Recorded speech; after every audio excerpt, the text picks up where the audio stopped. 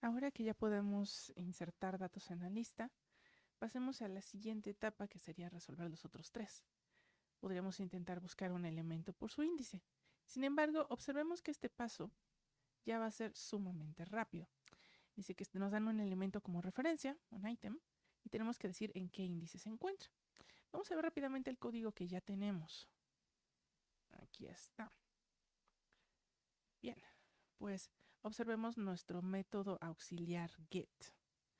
Lo que estamos haciendo aquí es utilizar a la variable currentIndex para averiguar en qué momento el nodo al que apunta temp cumple con la condición que nos interesa, que es encontrarnos en el índice dado. Pero ¿qué pasa si ahora lo que nos interesa es que, dado un artículo, un ítem, devolvamos el índice en el que se encuentra ese ítem? Observen que esencialmente el código es el mismo que ya tenemos aquí, solo que ahora, en vez de de recibir como parámetro el índice, lo que recibiríamos como parámetro sería el ítem. Igual tendríamos que tener una variable currentIndex para saber en qué índice nos encontramos, una variable temp para irnos moviendo de nodo en nodo, y lo único que tendríamos que hacer es, al final de cada ciclo while, una vez que ya, bueno, de hecho incluso aquí desde el principio, porque ya estamos apuntando a un nodo válido, entonces sería después de esta línea y siempre después de esta otra línea, preguntar si en el nodo al que apunta temp se encuentra el ítem que nos pasen como parámetro. Lo tendríamos que preguntar después de este y lo tendríamos que preguntar después de este. Y esencialmente la idea es que, en lugar de utilizar como condición que currentIndex sea menor, bueno, no, de hecho sí deberíamos de dejarlo aquí por si nos piden un dato que no está. Básicamente, si terminamos el while y llegamos acá, tendríamos que regresar un null o algo así indicando que ese elemento no estaba ahí. Entonces aquí nuestro tipo de regreso tendría que tener un signo de interrogación, diciendo que a lo mejor podríamos devolver un null. Tendríamos que definir básicamente cómo queremos que se comporte nuestra interfaz. Pero el comportamiento general entonces ya lo tenemos, que es: recibimos temp como argumento, agregamos aquí una línea para averiguar si temp.dato es igual al ítem que nos están pasando, y lo mismo acá terminando el while. Si sí llega un momento en el que se cumpla que son iguales, pues automáticamente ya devolvemos en ese momento el nodo al que esté apuntando temp. Ya tendríamos básicamente la funcionalidad. En el caso de la API que estamos tratando de implementar, bueno, en lugar de regresar el nodo, lo que tendríamos que regresar es el índice en el que los encontramos y ya lo resolvimos. Entonces, observen que la estructura es muy parecida a esta, pero ya nada más hay que adaptar a los nuevos requerimientos. Entonces, bueno, este creo que no es necesario que lo indique yo, simplemente hagan ustedes en su práctica, pero el que sí puede tener algunos elementos un poco diferentes es este otro de acá. Y más que nada porque item lo estamos viendo aquí como una especie de propiedad que le va a pertenecer a la clase lista, una propiedad de tipo T, pero observen que esta propiedad recibe una especie de argumento que sería el entero que vamos a pasar entre corchetes. Entonces hay que ver desde la notación para poder escribir esto. Entonces vamos a empezar a escribir.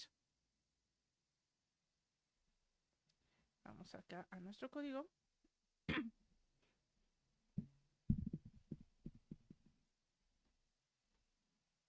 Y lo primero es, decíamos, esto va a ser como una especie de propiedad. Entonces el tipo va a ser T. Lo que estamos viendo en las indicaciones es que se va a llamar item. Ouch, perdón. O bueno, eso nos dice la documentación, pero la manera en la que vamos a implementar el uso del operador corchetes es más bien con la palabra reservada this.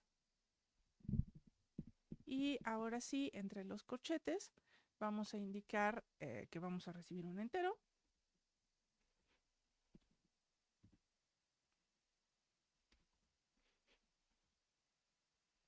Y lo siguiente es que les digo que, como es una especie de propiedad, entonces lo que vamos a hacer es ponerle un get y un set.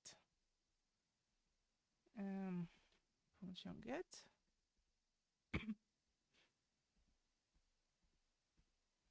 Función set.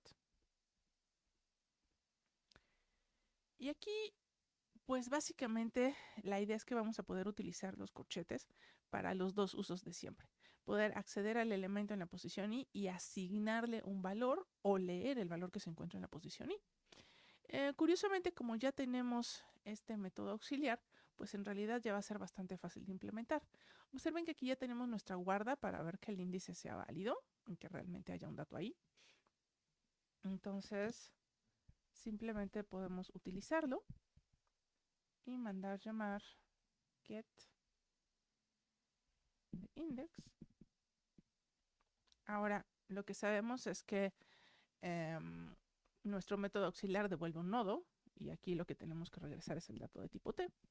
Entonces getIndex nos devuelve un nodo. Bueno, pues lo único que vamos a hacer es pedir el dato. Y ya está, ya terminamos. Para set va a ser algo muy parecido. Aquí pues no tenemos un requerimiento especial acerca de los datos que se puedan guardar ahí, con tal que cumplan con los tipos. Entonces pues vamos a utilizar directamente otra vez el método get de index. Este ya nos devuelve el nodo. Podemos acceder al dato.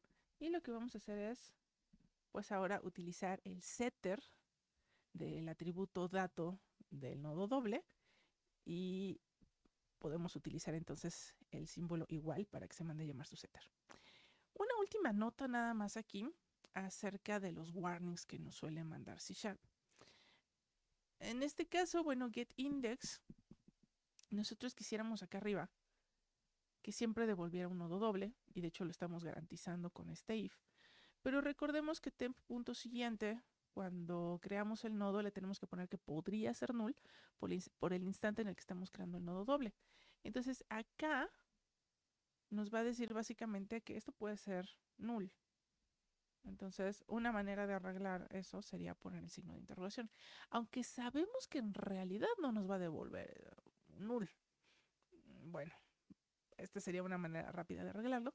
Otra sería tratar de utilizar alguna notación para decirle, oye, yo estoy garantizando que no va a ser null. Así es que la otra opción es simplemente poner acá abajo un signo de admiración para decir, yo estoy cuidando eso. Entonces, acá abajo puede ser que en algún momento se queje de lo mismo. Y entonces tendríamos que utilizar signos de interrogación o signos de admiración para arreglar ese detalle. Pero ya habiendo puesto el de acá arriba, a lo mejor el único que pudiera causar problemas sería este. Y ya, con eso no debería de causarnos problemas. Entonces, ya tenemos ahora el método dis. En el siguiente video vamos a platicar un poquito de lo que nos falta.